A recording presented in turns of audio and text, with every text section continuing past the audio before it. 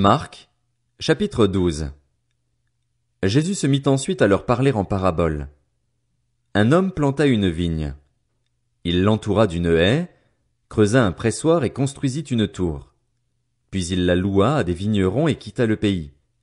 Le moment venu, il envoya un serviteur vers les vignerons pour recevoir d'eux une part de récolte de la vigne. Ils s'emparèrent de lui, le battirent et le renvoyèrent les mains vides. Il envoya de nouveau vers eux un autre serviteur. Ils lui jetèrent des pierres, le frappèrent à la tête et l'insultèrent. Il en envoya un troisième, mais ils le tuèrent, puis beaucoup d'autres qu'ils battirent ou tuèrent. Il avait encore un fils bien-aimé. Il l'envoya vers eux en dernier, disant, « Ils auront du respect pour mon fils. » Mais ces vignerons dirent entre eux, « Voilà l'héritier. Venez, tuons-le et l'héritage sera à nous. » Et ils s'emparèrent de lui, le tuèrent et le jetèrent hors de la vigne. Que fera donc le maître de la vigne? Il viendra, fera mourir les vignerons et donnera la vigne à d'autres. N'avez-vous pas lu cette parole de l'Écriture? La pierre qu'ont rejetée ceux qui construisaient est devenue la pierre angulaire. C'est l'œuvre du Seigneur, et c'est un prodige à nos yeux. Ils cherchaient à l'arrêter, mais ils redoutaient les réactions de la foule. Ils avaient compris que c'était pour eux que Jésus avait dit cette parabole. Ils le laissèrent alors et s'en allèrent.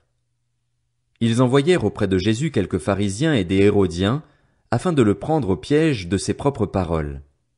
Ils vinrent lui dire, « Maître, nous savons que tes paroles sont vraies et que tu ne te laisses influencer par personne, car tu ne regardes pas à l'apparence des gens et tu enseignes le chemin de Dieu en toute vérité. Est-il permis, ou non, de payer l'impôt à l'empereur? Devons-nous payer ou ne pas payer? » Mais Jésus, connaissant leur hypocrisie, leur répondit, « Pourquoi me tendez-vous un piège? Apportez-moi une pièce de monnaie afin que je la voie. » Ils en apportèrent une. Jésus leur demanda, « De qui porte-t-elle l'effigie et l'inscription? » « De l'empereur, lui répondirent-ils. Alors il leur dit, « Rendez à l'empereur ce qui est à l'empereur et à Dieu ce qui est à Dieu. » Et ils furent dans l'étonnement à son sujet. Les Sadducéens, qui disent qu'il n'y a pas de résurrection, vinrent auprès de Jésus et lui posèrent cette question. « Maître, voici ce que Moïse nous a prescrit. Si un homme meurt et laisse une femme sans avoir d'enfant, son frère épousera la veuve et donnera une descendance à son frère. Or, il y avait 7 frères. Le premier s'est marié et est mort sans laisser de descendance. Le deuxième a pris la veuve pour femme et est mort sans laisser de descendance. Il en est allé de même pour le troisième, et aucun des 7 n'a laissé de descendance. Après eux tous, la femme est morte aussi. À la résurrection, duquel d'entre eux sera-t-elle la femme? En effet, les 7 l'ont eue pour épouse. » Et Jésus leur répondit, « N'êtes-vous pas dans l'erreur parce que vous ne connaissez ni les Écritures ni la puissance de Dieu? En effet, à la résurrection, les hommes et les femmes ne se marieront pas, mais ils seront comme les anges dans le ciel. En ce qui concerne la résurrection des morts, n'avez-vous pas lu dans le livre de Moïse ce que Dieu lui a dit, dans l'épisode du buisson? Je suis le Dieu d'Abraham, le Dieu d'Isaac et le Dieu de Jacob. Dieu n'est pas le Dieu des morts, mais des vivants. Vous êtes complètement dans l'erreur. » Un des spécialistes de la loi, qui les avait entendus discuter, vit que Jésus avait bien répondu aux Sadducéens. Il s'approcha et lui demanda, « Quel est le premier de tous les commandements? » Jésus répondit, « Voici le premier. Écoute, Israël, le Seigneur, notre Dieu, est l'unique Seigneur, et tu aimeras le Seigneur, ton Dieu, de tout ton cœur, de toute ton âme, de toute ta pensée et de toute ta force.